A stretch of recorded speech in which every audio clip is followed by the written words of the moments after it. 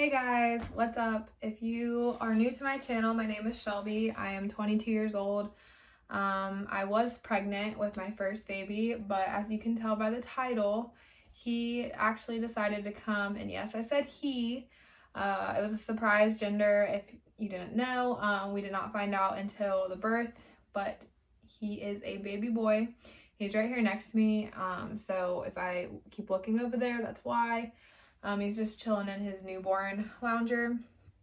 But yes, my due date was today, actually, March 1st, and he decided to come on February 16th. I will get into all of that in just a second, but first, I want to apologize for not doing a birth vlog like I said. The beginning of the story will actually explain why I was not able to do that. So without further ado, I'm just going to go ahead and get started. So I have my iPad right here because I am filming on my phone today. Literally have like the longest thing of notes for this story because I didn't want to leave anything out. So I'm going to go ahead and get started. All right, the beginning of this story might seem a little bit irrelevant, but it's going to explain a lot of stuff. So on to the first week of February, I was quarantined from work because my sister had COVID and I was around her. And so we were both quarantined. She actually had it and I never did. However, I thought I had it. I was having like really bad sinus stuff going on and diarrhea and just like was not feeling good at all. And so the whole first week, February, I was quarantined and I was able to get tested on that Thursday. It ended up coming back negative. I actually got tested 3 times. I got rapid tested and regular tested at 2 different places and it all came back negative. I was sick into the next week, that Monday and Tuesday. And then I worked Wednesday, Thursday, Friday. Hey, Bubby. Oh, that's a big yawn. Oh. I worked that Wednesday, Thursday, Friday, and those were the last days that I worked because going into that weekend, actually rewind to the previous weekend, I was in the hospital because I, like I said, was sick.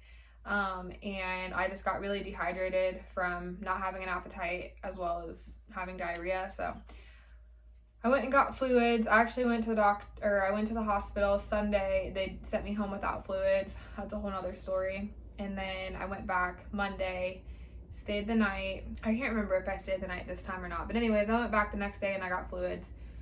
I came home and then I worked, like I said, Wednesday, Thursday, Friday, and then the following weekend was Valentine's Day. So Saturday night, Jake and I went to Longhorn, had like a nice dinner, and we did that because the weather was going to be horrible on Sunday. We were expecting basically like a snowstorm, so we were like, all right, let's celebrate Saturday night, and then that way we can do something and like not get snowed in or whatever. So we went to Longhorn, and Saturday night, like when I was sleeping, I got really, really sick. I thought it was food poisoning, but it ended up being a 24-hour stomach bug, and I was one of the first people to get it at my work, and it actually like ran rapid through there. So that really sucked. But I kid you not, probably threw up a good 20 times. Probably pooped a good 40 times. Like, I'm not kidding. I was freaking sick. So by the morning, I couldn't even barely walk down the hallway because I was so weak, and I knew I needed to go to the hospital to get fluids. We actually ended up packing bags for the next couple days with work clothes, regular clothes, chargers, blankets, everything we needed because we were already planning on staying at our parents' house because of the weather. We live out in the country and we were worried that we weren't going to be able to get to work, especially Jake. With me being sick, I didn't know when I was going to go back to work. I was going to be at work, so we needed to stay in town at either his mom's or my mom's or whatever. So we ended up packing our bags. He dropped me off at the hospital, and then he ended up coming and hanging out with me. I decided to stay the night at the hospital just so I could get more fluids because I was that sick. So I ended up staying the night. So that was Monday. Let's see, let me look at the calendar. I stayed the night, Sunday night, which was Valentine's Day, into Monday the 15th, and then I got discharged. So I came home and I spent the day at my mom's while Jake worked. We were gonna stay in town Monday night as well, because the weather was going to be horrible again. And so it's kind of weird. Jake stayed at his mom's because our puppy was already there. So he stayed there with him, and then I stayed at my mom's. I just wanted to be at my mom's house. And Jake was like, I'll just go stay at my mom's. So it's kind of weird we didn't stay together. Just so happened that night was the night that my water broke at 2:30 a.m. So that was Monday night into Tuesday morning. My water broke at 2:20 a.m. And at first I wasn't really sure, because it wasn't like a huge gush, and it actually, basically it was like a trickle type small gush of fluid. And so I got up and went to the bathroom, and then it kept happening like three more times. And so then I was like, oh crap. So I like yelled for my mom and called her in the bathroom, and she's like, yeah, that's probably it. And so she's like, you need to call Jake. So I called Jake. I told him I'm pretty sure my water broke. He's like, okay, I'll be there. I don't know what he was feeling in that moment, but I was kind of freaking out, but also like super calm. I was ready, but also like, oh shit, like this is happening. So yeah, so water broke at 2:20 a.m. I didn't have any pain, and that's another reason I didn't know for sure if I was in labor or not, is because I wasn't having contractions, and if I was, I couldn't feel them. And so I called the OB on call, and they said to go ahead and come in. So Jake picked me up like 30 minutes later. So they checked me when I got there, and they said I was a 2. Once we got settled and everything, I told Jake that he should go and grab some food, because I knew he was already hungry, and I obviously wasn't going to be able to eat. And so I was like, just go ahead and go get food now, because it's going to be a while. So he left, went and got some breakfast, and then I decided to start the Pitocin while he was gone, and he wasn't gone that long. And so, hi buddy. So I had called my mom while he was gone for that little bit, and I was already not able to breathe through my contractions. They were that bad. And in the 10-minute phone call that I had with her, I had like 4 contractions in a row, and she was like, you tell Jake to get back. I called Jake, and he was in the parking garage eating his food. So he came back in. Like I said, the Pitocin really did speed up my labor, and it was at this point my contractions I wasn't able to breathe through them. And yeah, it was freaking painful. So they checked me again, and I was at a 4. And so I told them I wanted to try to go a little longer before getting the epidural. I was like, no, like they kept asking me if I wanted the epidural, and I was like, I'll just wait. And by the very next contraction, I was begging for an epidural. Oh my gosh, guys. I felt like such a wimp, and I kept telling the doctors or the nurses that. I told Jake that, I'm like, I feel like a wimp, like I am so disappointed. Yeesh. Okay, little man wants to be held, so. Yeah. Dude, I just want mommy to hold me. Okay, multitasking at its finest. Okay, so let's see. So they checked me, and I was at a 4. And by the next contraction, I was begging for the epidural. Like, I could not wait any longer. I was in so much freaking pain, you guys. Again, still kind of disappointed in myself, but I couldn't help it. I was hurting so freaking bad. So the anesthesiologist came in within like 5-10 minutes, and I got the epidural, which wasn't painful at all. It was just felt kind of weird, then like threading it into my back. But it was not painful, if you're wondering. Probably had like 5 more contractions before, at least 5 more before the epidural completely kicked in. And like my legs started getting warm and tingly, and it was like literally the best thing ever. I literally told the anesthesiologist, I was like, I think you're my new favorite person. Like I said, once the epidural kicked in, I was in heaven. I was fine. Things started moving really fast. Then went from a 4 to a 5 because they checked me not long after I got the epidural, which that's like another thing, you don't feel them checking you, which is like, oh, that's heaven as well, because getting checked is not very comfortable. A few times that they checked me, I couldn't feel them doing it at all. I then went from a 4 to a 5 in an hour. And then the next half hour, I went from a 5 to a 7. So I was like, oh my gosh, like this is going really, really fast. And I had Jake like update everybody, which that was really stressful trying to like text everyone. And then about 40 minutes later, I was at a 9. It went really, really fast.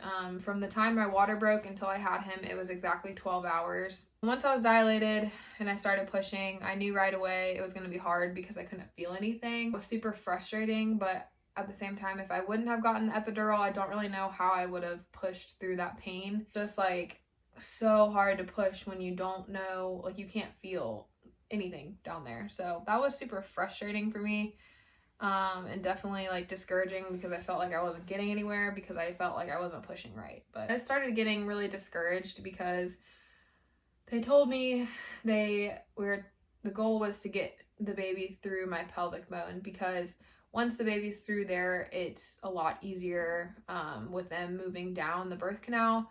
And basically every time I would push, I would push and he would move down a millimeter, and then after the contraction was over and after I was done pushing, he would move back up. Between that and not being able to feel me pushing, I was getting really discouraged. And after my doctor had came in and through a couple more contractions, I started crying because I was like so stressed and overwhelmed and so many emotions, and I just felt like I was failing because I couldn't feel what was going on, and that was really hard. But after I had my little mental breakdown, I pushed maybe 1 or 2 more times and he was out. This is when he told me that he was going to help me because he realized that the cord was wrapped around the baby's neck. And this was obviously really scary. You need to burp. Oh, baby. And so he said that he was gonna help me by putting a little thing, like the suction thing, around the baby's head, and he was gonna pull while I pushed. And so we did that, and we only had to do that through 1 contraction, and the baby was out. But let me tell you, that was like the most painful thing, because those last like 5 contractions were so painful right here. Oh my gosh, it was the hardest thing that I've ever done. Yeah, and then once he put that thing inside me and pushing through the pain that I was already having here, plus the pain of that, it was just very painful. So luckily I only had to push through 1 contraction with the little suction thing inside me. Do you have to burp? But as the baby was coming out, my doctor said that the cord was wrapped around their neck 3 times, which was super scary. That's when he announced that it was a boy. And at first I didn't really know what it was because he like said girl and then boy and then girl, and then he's like, well, I don't know. And then he said boy. I don't know. But yes, it is a baby boy. And then, so I was already crying, and then I was crying even harder after he said it was a boy, because everyone knows I secretly wanted a boy. You guys, that was literally the best moment of my entire life, and I would go through that pain 100 more times, just to relive that moment. You have no words for it, honestly.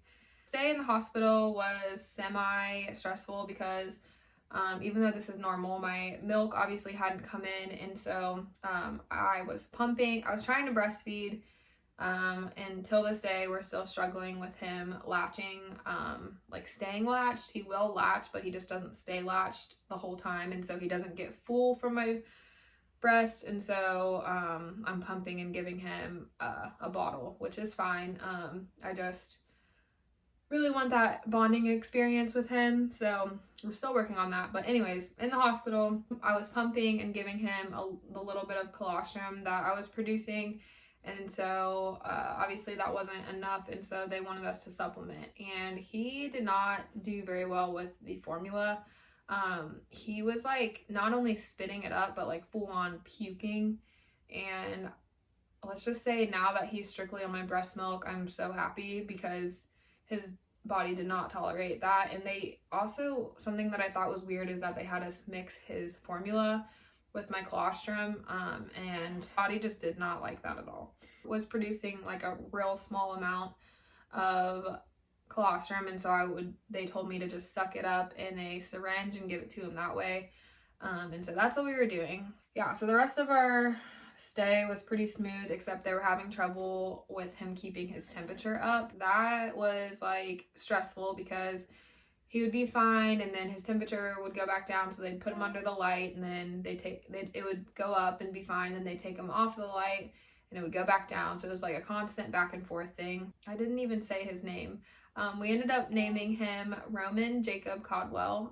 Roman we just really liked. I had it on my baby name list, and Jake liked it as well, and then Jacob obviously after Jacob, and then Codwell is Jake's last name. So the second day, so Wednesday the 17th, was about the same. He was still having trouble keeping his temperature up, and kept working on breastfeeding and still were supplementing and giving him the little bit of colostrum that I was producing. Next day, which was Thursday the 18th, he latched on and off for a few seconds, which was definitely progress.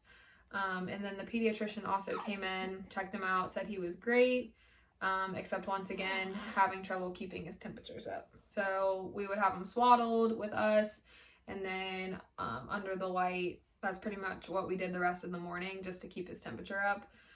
And then the pediatrician also said that he was a little jaundiced and wanted us to follow up the next day, which was Friday the 19th. And so once his temperatures got back up, they said we were good to go home, and then we were discharged sometime early afternoon. First night home, he did great. He ate and he slept. However, we couldn't get him to eat past 3:30 a.m. On Friday morning. He had his pediatrician appointment at 9:15, so we went to that, tried feeding him again before we left, and he just like wouldn't wake up to eat. And then we tried feeding him again when we were there because she was concerned that he hadn't eaten. And once again, he woke up like during his assessment, like he was like crying and his eyes were open, but then he went back to sleep and wouldn't feed. And they were still a little bit concerned with his jaundice level, but not too much. So she was concerned with him not eating, and then they took his temperature and it was 96.9, which was low. And then she's like, okay, try to get him to eat. I'll let you guys just do your thing in here and I'll be back in like half hour. She's like, let him. And then we also had him swaddled up to try to get his temperature back up. And so she came back after like a half hour, and I told her he would not even move, like no matter what.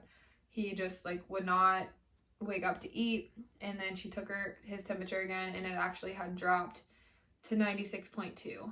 And so this is when she decided to send us to Children's, which was super scary to hear. I was a little bit stressed. I didn't want to cry in the office, so I waited till we got outside and into the truck. So then I started crying. I called my mom and I was like freaking out. But yeah, so Jake was like speeding to the hospital because he was freaking out, but like trying not to show that he was freaking out because I was freaking out. And then we got to the ER and they took us back to the triage room. This is when they assessed him and his temperature went up a little bit. However, it was still low, and we were trying to get him to eat once again, and he would not budge. He did not flinch. One of the nurses that was back there with us, I think she had already decided we were going to take him to the trauma bay, which was terrifying. But right before we took him back, the other nurses was like, well, let's try this. Like, this should do it. And she took her freezing cold hand and like put it on his chest, and he didn't even flinch. And so that was really concerning. So we rushed him to the trauma bay. And if you know anything about the trauma bay, you know, it's very intense and very chaotic. I knew it was about to be chaotic. I knew that there was about to be 1,000 freaking doctors and nurses coming in there. However, Jake did not know that, and so I wanted to try to prepare him. So I told him, a bunch of people are about to come in here. There's about to be literally about to be 20 people in here, and it's gonna seem super chaotic, and it will be, but I just want you to be prepared. So he was like, okay. Like I said, about 20 doctors and nurses came in at the same time, and I obviously was prepared. I knew what was going to happen, but when it's your own child and they're only 3 days old, I was trying to hold back the tears. And yeah, so we were standing there and they started doing like a million different things to him. They started an IV with fluids and antibiotics, because if it was sepsis, meaning that he had an infection in his blood, his urine, his brain, whatever it was, the antibiotics would help with that. And so they go ahead and start that, even if they don't know for sure if that's what it is. Next, they also had to do a COVID test on him, which was super sad. He didn't even cry at all and didn't even move until they did the COVID test. And then they also got a urine sample. They hooked him up to 1,000 monitors, said that they had to do a spinal tap to check to see if it was something in his brain. And they asked if we wanted to be in the room for that, and I honestly didn't want to see that. So they took us to a room that they put you in after you're in the trauma bay, or we waited in there. And at this point I needed to pump super bad because my milk had came in. And so they went and got me a pump, and while we waited I pumped and I let my mom know what was going on. Once they brought him in, it was really sad because he was literally just laying there in that bed with like all these cords and his IV in and everything, and it was just like horrible to see. But he wasn't crying and he was under the warm light, which I think he liked. He's over here like making a million noises. But yeah, so that was good. That he wasn't like freaking out or anything, because that would have been like even worse for me, because I already felt so bad for him. After about an hour and a half, they transported us up to our room because we obviously were going to be admitted. Once we got up there and got settled in, we had a bunch of doctors come in and out asking us, you know, everything like prior to coming in, like how he was acting, how he was eating, sleeping, all kinds of stuff, just trying to figure it out. So the rest of the day was basically just checking his temperature, checking his blood sugar, and also taking his vitals and waiting on test results.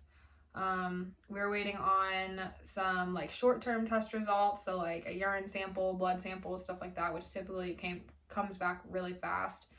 And then we were waiting on the cultures, which would take up to 36 hours. So Jake ended up running home to grab stuff. And he, because obviously we had to stay the night and we didn't know we were going to Children's, so we had absolutely nothing with us. When he was gone, I realized my milk had like completely come in. It wasn't just like my boobs creating or producing more colostrum, like my milk had completely came in and my freaking boobs were so engorged. I was like in so much pain, but I was just happy that at this point my milk had came in so that I could produce, while we were still working on breastfeeding. But towards the end of the day, they said his urine looked good, his blood looked good, basically all the other testing looked good, and it all came back. And it all looked good. And we were just waiting on the cultures. Then the next day, they came in and did their rounds, which means that the doctors go around and tell you basically what the plan is for the day and moving forward. So they came in and basically said that we were still waiting on a few cultures, and that would tell us if he had an infection or anything like that. And then the plan for the rest of the day was to be released 12 hours of him not being on the warmer. So for 12 hours he had to hold his temperature without the help of the warmer that is like above his bassinet.